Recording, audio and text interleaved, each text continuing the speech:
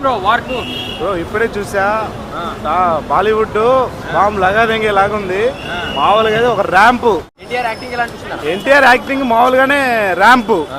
దీంట్లో అయితే villain cinema చూస్తే మీకు అర్థమవుద్ది భయ. హాల్లో నుంచి అసలు రాబుద్ది కాదు.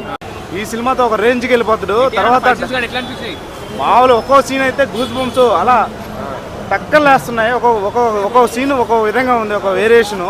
ఫస్ట్ మనం బయట మొన్న అనుకున్నాం ఏంటి ఎన్టీఆర్ ఏంటి ఇలా అయిపోయాడు అని చెప్పి అనుకున్నాం. బట్ సినిమా చూస్తే ఆ విజువల్స్ కానీ ఏదైనా సరే మంచి పీక్స్ లో ఉన్నాయి.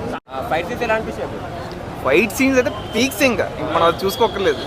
జస్ట్ ఒక్కొక్క బీట్కి ఎలా ఉందంటే మన నరసింహ మూవీ రిలీజ్ అయింది కదా, నరసింహస్వామి గుద్దితే ఎలా ఉంది, అలాగే మన ఎన్టీఆర్ గుద్దితే ఎలా ఉంది అనమాట.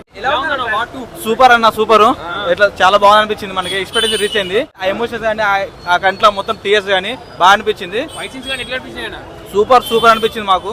అంతే మరి చాలా రోజుల తర్వాత మళ్ళీ చూస్తాం. అది విలన్ కానీ హీరోని కానీ మా దేవుని మేము చూసుకుంటాం అంతే థియేటర్ లో. డామినేట్ డాన్స్ లో స్మూత్. ఆ 5% ఎప్పుడైనా డాన్స్ మూవ్మెంట్స్ అవే ఉంటాయి. ఎన్టీఆర్ అయితే సింపుల్ గా ఆ గ్రేస్ కానీ మొత్తం ఫేస్ ఎక్స్ప్రెషన్ కానీ సూపర్ ఉన్నాయి. ఎన్టీఆర్ సిచ్యువేషన్ మధ్యలో వచ్చే ఫైట్ సీన్స్ కానీ ఫ్లైట్ పైన ఉండే సీన్స్ కానీ చాలా బాగున్నాయి. యాక్టింగ్ లో ఎన్టీఆర్ని కొట్టే వాళ్ళు ఎవరు లేరు. యాక్టింగ్ లో మాత్రం ఎన్టీఆర్ని కొట్టే వాళ్ళు ఎవరు. డాన్సింగ్ కానీ యాక్టింగ్ కానీ ఎప్పుడైనా సరే ఎన్టీఆర్ నెంబర్ 1. తెలుగు హీరోలలో కూడా ఎవరు చేయలేరు ఆయన లాగా. ఈ వీడియో మీకు నచ్చినట్లయితే లైక్ చేయండి. అలాగే ఇలాంటి మరిన్ని టాలీవుడ్ అప్డేట్స్ కోసం మా ఛానల్ ని సబ్స్క్రైబ్ చేసుకోండి.